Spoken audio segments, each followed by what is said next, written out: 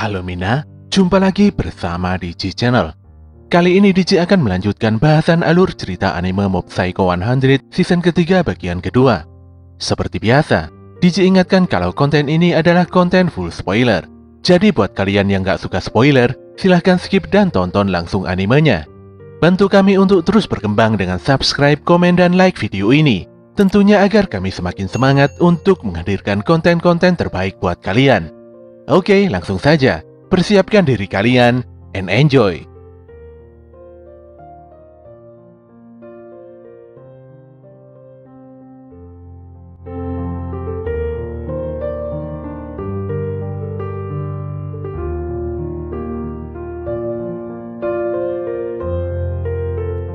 Di pagi berikutnya, Mob menyapa Misato dengan ramah dan menanyakan mengapa Misato tidak datang di tempat yang sudah dijanjikan kemarin. Tanpa rasa bersalah, Misato menjawab kalau dia benar-benar lupa dengan janjinya. Dia pun meminta maaf karena sudah berangkat duluan di acara pertemuan sekte Psycho Helmet. Selain itu, pemimpin Psycho Helmet yang asli telah hadir di lokasi. Jadi Misato kembali meminta maaf karena selama ini telah salah sangka pada Mob. Mendengar jawaban Misato, Mob pun jadi bingung dengan apa yang sebenarnya telah terjadi pada temannya tersebut. Anehnya, hal yang sama pun terjadi pada Tome, di mana dia juga meminta maaf karena mendadak lupa dengan janjinya pada Mob. Lebih parahnya lagi, dia langsung melupakan hobi kesayangannya ketika ada seseorang yang mengajaknya untuk mengikuti pertemuan sekte Psycho Helmet. Dia pun mengajak semua member klub telepati untuk berpindah haluan dan mengikuti Psycho Helmet. Sementara itu di kantor biro, Reigen menginformasikan kalau video kemunculan sosok Psycho Helmet telah viral dan ditonton oleh jutaan orang. Mob sendiri tidak mengenal siapakah sosok Psycho Helmet yang ada di dalam video tersebut. Saat ini Reigen mendapatkan banyak permintaan untuk menyelidiki tentang fenomena mistis degradasi pada bangunan dan rumah warga.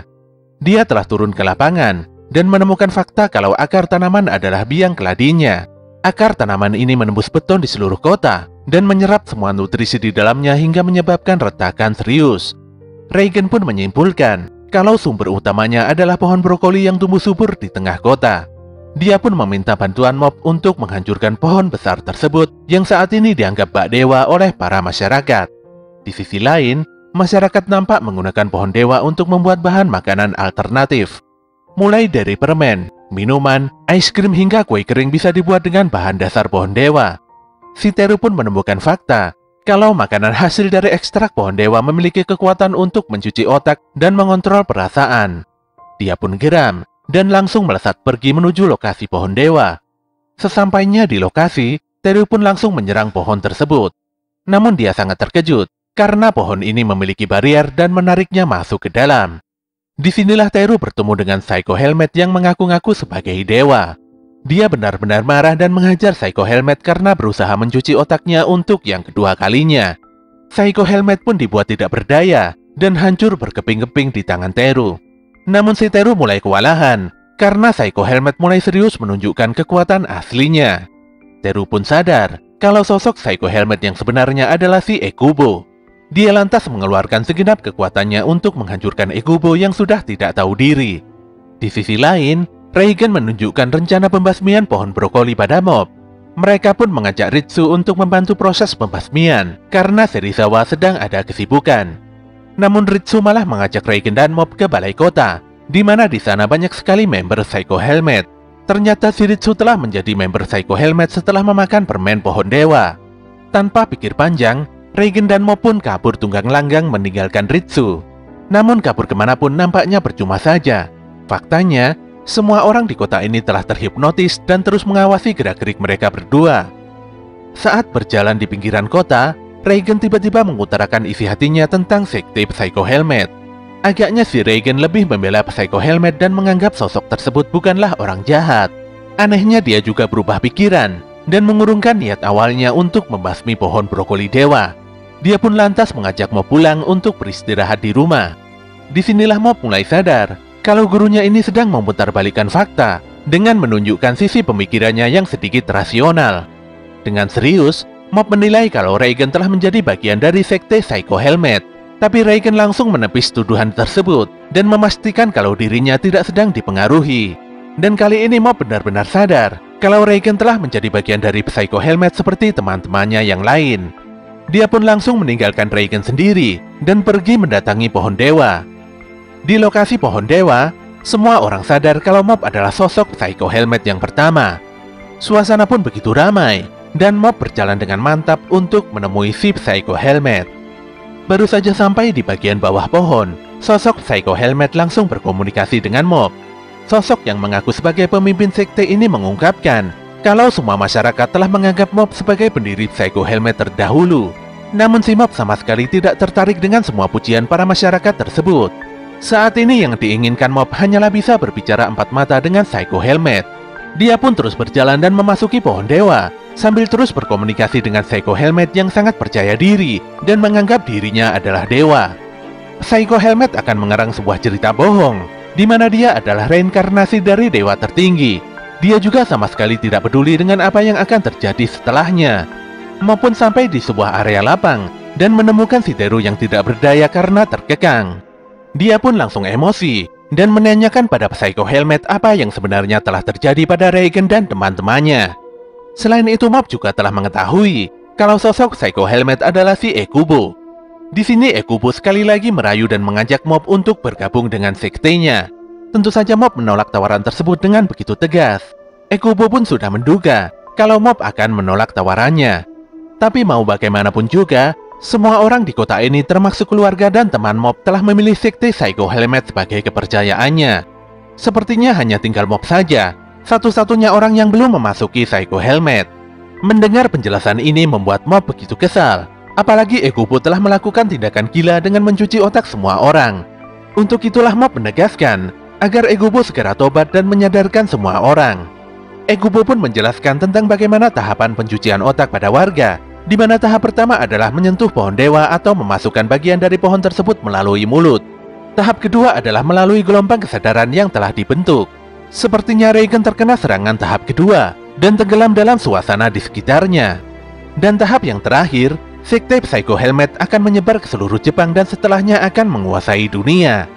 Saat itulah impian Ekubo menjadi nyata, di mana dia akan diakui sebagai dewa. Sayangnya si Mob tidak peduli sama sekali. Dia hanya menjelaskan kalau kota mulai hancur sebagai dampak buruk karena keegoisan Ekubo.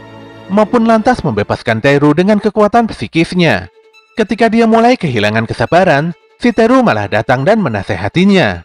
Nampaknya kali ini Teru telah berpihak pada Ekubo, dan dia akan menghentikan Mob yang berniat untuk menghancurkan sekte Psycho Helmet.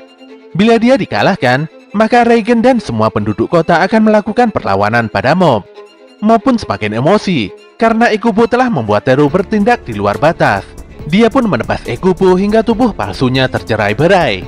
Saat itulah amarah Teru meledak, dan dia langsung menyerang Mob dengan kekuatan psikisnya. Dia tidak akan berhenti menyerang hingga si Mob menyerah. Teru merasakan kalau kekuatan di dalam dirinya meluap-luap. Dia pun mengeluarkan teknik gravitasi terkuatnya, hingga membuat Mob bertekuk lutut dan jatuh ke dasar jurang akar pohon dewa. Mob pun sadar kalau area akar pohon dewa adalah tempat yang sangat berbahaya. Dia pun melepaskan kekuatan psikis dalam jumlah besar untuk keluar dari area tersebut. Anehnya, si Teru malah senang dan tertawa lepas. Dia benar-benar mengakui Mob sebagai lawan yang sangat kuat dan tiada bandingan. Sedetik kemudian, Ekubo datang dan menyerang Mob dengan brutal. Namun si Mob selalu berhasil menghentikan langkah Ekubo. Bahkan saat Ekubo menggandakan dirinya berkali-kali, keduanya pun terus bertarung. Mob lantas menghancurkan semua wujud Ekubo hingga hancur berantakan. Sementara si Ekubo selalu bangkit kembali dan menyerbu Mob dengan kelonengannya yang tidak habis-habis. Sesaat kemudian, Mob tiba-tiba nampak kelelahan. Dia pun menyadari kalau kekuatan psikisnya telah diserap habis-habisan oleh akar pohon dewa. Ekubo lantas mengikat Mob di dalam tumpukan pohon brokoli. Dia pun akhirnya menampakkan batang hidungnya dan menyalahkan Mob karena terlalu pede melawannya di dalam area pohon dewa. Si Mob benar-benar emosi dan meledakkan semua pohon brokoli yang mengekangnya ketika Ekubo mempermasalahkan Tsubomi. Ekubo menegaskan kalau Mob tidak akan mungkin mendapatkan Tsubomi. Takane Tsubomi adalah gadis yang tegas dan kuat. Dia hidup dengan prinsip dan berpendirian untuk tidak mendengarkan orang lain. Hal ini dibuktikan dengan tidak tertariknya Tsubomi dengan kekuatan psikis Mob. Saat ini Tsubomi telah menjadi anggota dari sekte Psycho Helmet. Itu artinya, Tsubomi pasti tertarik pada Mob jika dia menjadi pemimpin Psycho Helmet. Mendengar penjelasan ngawur ini, Mob pun jadi kesal dan meledakkan Ekubo. Dia juga menampar dan membanting Ekubo berkali-kali, hingga si hantu hijau ini meledakkan kekuatannya dan berubah menjadi sosok dewa kuning emas. Tanpa banyak bicara, Ekubo langsung menghajar Mob dengan tinju kuatnya. Selain itu, dia melesat cepat dan membanting Mob dengan kekuatan dewanya yang mengerikan. Mob lantas dilemparkan dan kembali dihujani dengan kekuatan tinju Ekubo yang begitu cepat. Ekubo meyakini kalau Mob sebentar lagi akan mencapai batas kekuatannya. Apalagi saat ini semua kekuatan Mob diserap oleh pohon dewa dan disalurkan secara langsung pada Ekubo. Si Ekubo benar-benar yakin kalau hanya dirinya lah yang paling paham cara mengalahkan Mob setelah mengikutinya selama ini. Namun bukannya mundur, Mob malah kembali bangkit dan mengata-ngatai sambil menunjuk-nunjuk muka si Ekubo.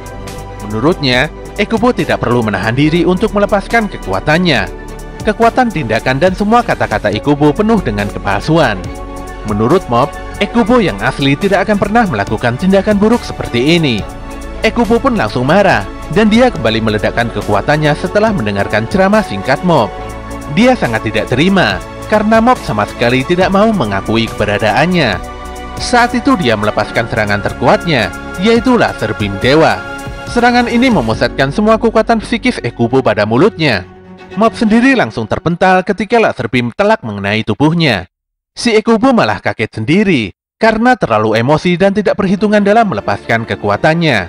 Namun dia sangat ketakutan ketika menyadari Mob masih baik-baik saja dan merasakan aura kemarahannya yang begitu hebat.